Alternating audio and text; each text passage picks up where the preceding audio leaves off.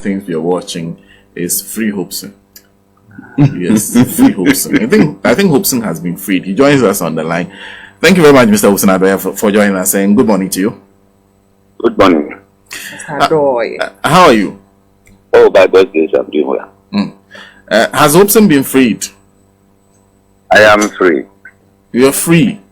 I've been given a bail, so I'm not in a cell. When was this bail granted to you? Yesterday. Yesterday. Around what time? I was called 3 days ago, around 5:30 p.m. That I should report at police escorted 10 a.m. And I told them I have a TV program. I will close around that time, so after the program. So after the program, I decided to find something to do before. Then it started raining. So I got there 12 noon. Then they walked me to the TID board office, the COP 40. Then he asked them whether they told me why I've been invited. They said no. So we played a video, a program I did in Accra FM, on the comment of the strategy to prevent Togolese from voting in Ghana. So they prayed and they asked, even if over there, he did not ask any question. He just said, they are referring me to the Greater Accra Regional Headquarters. So 3 of his men from headquarters will accompany me to the region. So I asked, is there a petition and who petitioned? And he said, it's not a petition from anybody. It's the police who saw it and then they decided to investigate.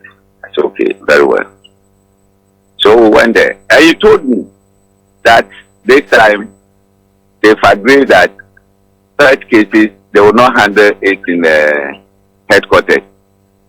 Whichever region the thing happens, then they refer you to the regional headquarters. And I asked them, then why Greater Accra? I said, oh, the interview was done in Accra. And I said, okay, no problem. So we went there, we sat, and they played the footage. I listened. They asked me, I said, yes, it's me. And I owe everything that I said in the interview. Then they asked why. And I said, look, one thing you people are forgetting is that all these things happen in Togo. I'm saying I am preventing a non-national from participating in our elections. How can I do that in Ghana? I cannot do that in Ghana. So I visited them. We had series of meetings and we all agree on certain terms. So that is what happened. And the name dynamite, when the guy said, oh, they will use dynamite, we said, okay. Not knowing they were talking about this firecrackers. So it means the money that they were requesting, I said, which dynamite would this money buy? So later on, before I was told that it was this firecracker, I will not say all the strategy on there. So they did same, and actually it worked. I have said this several times. Those who monitor me on Boiling Point of my FM, I've said this thing not less than 4 times on my FM. Why now? So after saying all this, they saw that, listen. So I asked them whether they have jurisdiction over Togo. Listen. Then the regional commander said, it doesn't mean when I commit a crime in a different country. And I'm asked whether I was going to ask whether Togo authority has made a complaint to Ghana. Then my lawyer told me that one is a matter of law, so I should leave it.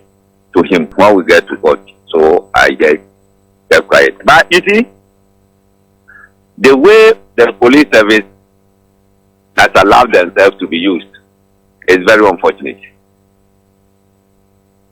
After saying this, they had nothing to do again. They asked me to go to where they will be taking my statement. And the guy, the investigator, was going up and down, up and down. Then finally, he came, he wrote that they are investigating me on false publication. False publication. False publication. Whatever you pray to me, I have owned it. I say, yes, it's me. And I own all these comments. But the thing did not happen in Ghana. And you still continue to say you are investigating me on false publication. That one is a matter of law. So when we get to court, we are going to, the lawyers are going to deal with it. So we leave that one to court. When we went to court, they detained me. We did all we can. They say it's a power from above. That one, even at the CID boss office, he said we are going to the region. They are in touch, and then with others. They are in touch with others. Who are the others? So it gives me a clue what they are going to do. But you see, there is one gentleman at the Jubilee House who thinks I have disgraced him. And there is one old lady at the Jubilee House. And they picked a minister in addition. They orchestrated all these things. Look, nothing will intimidate me. Nothing will intimidate me. You can put me to sell, you can do whatever. My mouth is my mouth. Nobody can take my mouth from me. And nobody can intimidate me. That one, I want to state it clear to MPP people that the power you are enjoying, my sweat, my everything is part. So you cannot use that power that we fought for to intimidate me. It will never happen in this country. It will never happen in this country. When they say one, I will say one. So this is what transpired. You won't stop talking. Why should I stop talking? I'll talk. Now they've opened the gate for me. I decided not to say anything. Look, when Asante Bediatuo took my job from me, 2019, did you hear me saying anything about that in this country? 2019, 2020, 2021, 2022, 2023, we are in 2020, 6 years. And you allow these boys to be saying, writing rubbish about me. I have to come and tell them why I was sacked from airport, as they are going to say. And I said, okay, if you want to know, I was not sacked. Asante Bediatuo took my job from me and gave it to his Nigerian wife. What wrong have I committed? He took your job from you and gave it to his Nigerian wife. Yes. What job were you doing? I was at the airport in charge of the VIP. And now the wife is doing that job. And it has been commercialized. They take $300 per passenger. He took the job of you being in charge of the VIP from you, commercialized it and gave it to his wife. They are charging $300 for it. Yes. From 2019 up to now, they've not paid a peso to Ghana Airport Company. And you are there that they should go and then lock Hopeson. You see, they gave them advocacy group started. Jail them? Yeah. What is jail them advocacy group? When power changes, my group will be jail them advocacy group. We are going to make sure all those who have committed financial loss to the state, who are involved in corruption in one way or the other, we are going to pressure the new government to jail them. So the charge against you is false publication. That's false the charge on paper. Yeah. Okay. Yes. And that's why you were held. That's right. And you're saying you were held because the police were ordered to hold you. They said it in presence of me and my lawyer that they are waiting for a response from above. And because they are not getting that, they have to go and detain me at Ministry's police station. That one, those police officers, none of them can deny me. Can that above not be the CID Director General who you met first? They were in CID Director's rep were there, sitting there. They were there. Three. You see? Mr. Ketia, Mr. J, and the one investigator, they were there at the region. And they said they were waiting for instruction from above. But you are claiming we are not going to tolerate that too. But you were saying that you said a gentleman, an old lady, a minister. I am not going to mention them. You let me put it there for them to know that I know all what they are doing. A gentleman at the Jubilee House, an old lady at the Jubilee House. Yes. And a minister. And the minister. They orchestrated all this. They said they feel that you putting pressure on the police.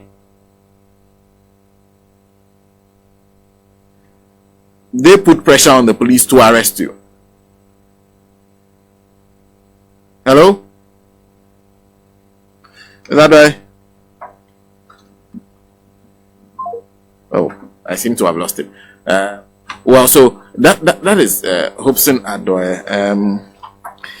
He says this issues happened in Togo, and he was wondering if the CID has jurisdiction in Togo. But key thing, what the police are held in for is for false publication. That's dangerous.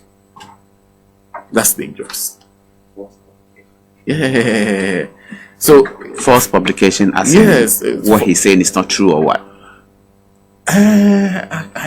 So they are investigating him for false publication. Remember, which means that involves a matter of speech.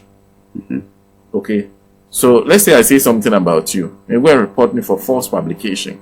You're saying the police can just detain me and be sending me to court for false publication. Is that not criminalization of speech? I'm actually not getting the whole false publication I don't understand thing, because if he says this is what happened and this is what I did, what aspect of it are they emphasizing the false publication for? Is it that it didn't happen and he says it happened, or he has no right to publicize such an information? I don't know. And if it's false publication, why is the police the one investigate the matter on their own? Because if you're talking about publication, the publication has to be about someone or something. There has to be an interested party. So where does the police come into false publication? Any other criminal charge would have made sense to me. But if I publish something, you arrest me for false publication, I'm wondering how you got to the conclusion that it was false. That's what I'm saying. I haven't mentioned your name in the publication. No. So how did you conclude that? I don't know if they will like to amend false? the charge as in false publication. Very interesting.